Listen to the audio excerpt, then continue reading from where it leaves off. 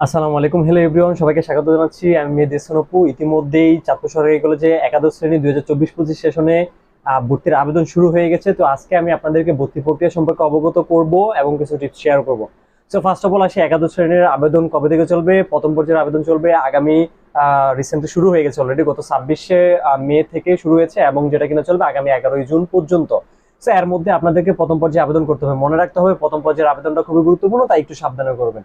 একাদশ শ্রেণীতে চাঁদপুর সরকারি কলেজে ভর্তি হওয়ার জন্য কিছু রুলস এন্ড রেগুলেশন রয়েছে।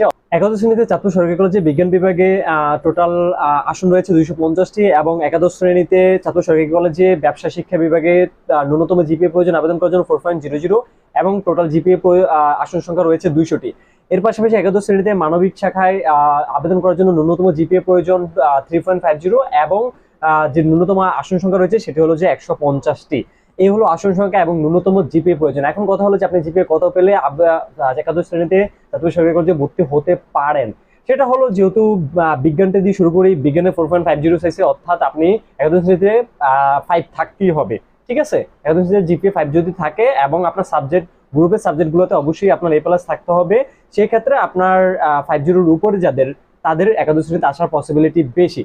ব্যবসা শিক্ষা বিভাগে যদি আমি বলি 4.50 অবশ্যই আপনার থাকতে হবে, প্লাস থাকতে হবে আপনার একাদশ শ্রেণীতে চাঁদপুর সরকারি কলেজে যদি আপনি সাবজেক্ট পেতে চান। এরপর মানবিক শাখায় অবশ্যই আপনার 4.20 উপরে জিপিএ থাকতে হবে যদি আপনার সাবজেক্ট গ্রুপ পেতে চান একাদশ শ্রেণীতে মানবিক শাখা থেকে। সো এই ছিল শাখায় এবং আসন সংখ্যা এবং কত জিপিএ পেলে আপনি ভর্তি হতে পারবেন। তো এবার আসা যাক যে আপনারা কারা কারা আবেদন করতে পারবেন। যারা কিনা 2022-23-24 সেশনে কিনা হলো যে এসএসসি পাস করেছেন বা সমমানা পাস করেছেন, তারা হলো 2024-25 সেশনে একাদশ শ্রেণীতে ভর্তির আবেদন করতে পারবেন। ভর্তির আবেদনের জন্য প্রথম পর্যায়ে আপনাকে 150 টাকা দিতে হবে, এবং আপনার ভর্তি কনফার্মেশনের জন্য 335 টাকা দিয়ে কনফার্ম করতে হবে। একাদশ শ্রেণীতে আবেদন করার যে প্রক্রিয়াটা রয়েছে, চলুন সেটা একটু দেখে নিই কিভাবে আপনার ওয়েবসাইট থেকে চাঁদপুর সরকারি কলেজে একাদশ শ্রেণীতে আবেদন করবেন, এবং ফি প্রদানের প্রক্রিয়াটা কি, চলুন সেটা একটু দেখে নিই। সো নতুন নিয়মে একাদশ শ্রেণীতে ভর্তির আবেদন করার জন্য শুরুতে আপনারা চলে যাবেন axaadmission.gov.bd ওয়েবসাইটে। দেন ওয়েবসাইটে আসার পর ঠিক এরকম একটা ইন্টারফেস পাবেন। সময়ের সাথে সাথে ইন্টারফেসটা আপডেট হতে পারে। তো এখান থেকে ফার্স্ট আপনাকে সাইন আপ করতে হবে। সাইন আপ করার জন্য এখানে যে এসএসসি ইনফরমেশনগুলো চেয়েছে সেগুলো আপনারা সম্পূর্ণ করবেন। করার পর সাইন আপ অপশনে ক্লিক করবেন। এরপর আপনার ফোনে একটি পিন কোড পাঠানো হবে এবং আপনার এই ইউডি আইডি দেওয়া হবে। ইউডি আইডি এবং ফোনে পাঠানো পিন কোডটি আপনারা বা পাসওয়ার্ডটি দিয়ে আপনারা লগ ইন করবেন। লগ ইন অপশনে ক্লিক করার পর আপনার একটি ইন্টারফেস আসবে, ঠিক যেমনটা আপনারা হলো যে স্ক্রিনে দেখতে পাচ্ছেন। এই ইন্টারফেস থেকে আপনার বিভিন্ন তথ্য আপনি দেখতে পাবেন, ব্যক্তিগত তথ্য, এর পাশাপাশি আপনার হলো যে শিক্ষাগত তথ্যগুলো খুব ভালো করে মিলিয়ে নেবেন সব ঠিক আছে কিনা। যদি ঠিক থাকে তাহলে আপনাকে যেটা করতে হবে সেটা হলো বাম দিকে আবেদন অপশনে ক্লিক করতে হবে। আবেদন অপশনে ক্লিক করার পর এখানে ফি প্রদান করুন অপশনে ক্লিক করবেন। অবশ্যই আপনাকে আবেদন করার পূর্বে ফি প্রদানটা করে নিতে হবে, এতে করে আপনি নিশ্চিন্তে কাজটা সুন্দর মতো করতে পারবেন। সময়ের সাথে সাথে ফি প্রদানের সিস্টেমটা পরিবর্তন হতে পারে, তবে ফি প্রদান করার জন্য আপনারা এখানে সোনালী ব্যাংক পিএনসিতে ক্লিক করবেন। দেন এখান থেকে মোবাইল ব্যাংকিং অপশন থেকে বিকাশ বা নগদে ক্লিক করবেন।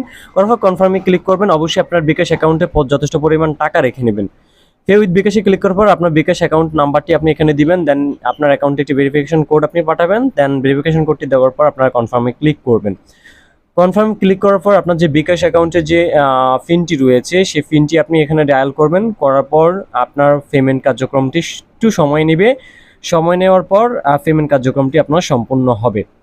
সো এই ছিল আপনার পেমেন্টের অপশনটি। এরপর আপনি হলো যে পেমেন্ট হয়ে গেলে একটু মাঝে মধ্যে ডিস্টার্ব করে সার্ভারটা বা একটু সময় নেয়, রান করতে একটু সময় লাগে। তো পেমেন্ট আপনার হয়ে গেলে আপনি হলো যে আবেদন করবেন, এবং আবেদন করার জন্য আপনার প্রয়োজনীয় যে কলেজ লিস্টটা রয়েছে সেই কলেজ লিস্টটা আপনি আপনার হাতের কাছে রাখবেন। আপনি আবেদন করার সময় কলেজ লিস্টটা না দেওয়াই বেটার, মানে সিলেক্ট না করাই বেটার, আগে থেকেই সিলেক্ট করে রাখা উত্তম। দেন এখান থেকে বোর্ড, তারপর জেলা, তারপর উপজেলা, দেন আপনার কলেজগুলো আস্তে আস্তে চয়েস করবেন। সবগুলো সর্বনিম্ন 5টি কলেজ থেকে সর্বোচ্চ 10টি কলেজ আপনি সিলেক্ট করবেন। কলেজগুলো সিলেক্ট করার পর আপনি সাবমিট অপশনে ক্লিক করবেন। দেন যে কাগজটা প্রিন্ট হবে সেটা প্রিন্ট করে বা পিডিএফ করে আপনার হাতের কাছে রেখে দেবেন।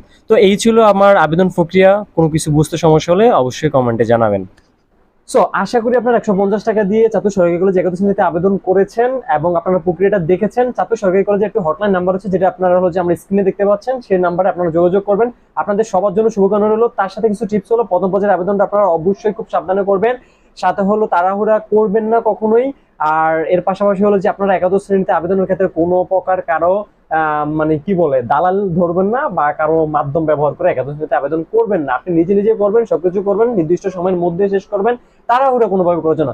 তো এই ছিল আজকে আমার আয়োজন। সবার জন্য শুভকামনা রইলো। একাদশ শ্রেণীর ছাত্র সরকার যে ভর্তি সংক্রান্ত যদি কোশ্চেন থাকে বা কোনো হেল্প দরকার হয়, তাহলে যে কোনো সময় যে কোনো মুহূর্তে আপনারা কমেন্ট করতে পারেন বা আমার সাথে যোগাযোগ করতে পারেন। সবার জন্য শুভকামনা রইলো। আমি শিখবো, আপনাদের শিখবো। আল্লাহ হাফেজ। দেখা হচ্ছে আপনার ক্যাম্পাস, আমার ক্যাম্পাস, ছাত্র সরকারি কলেজ।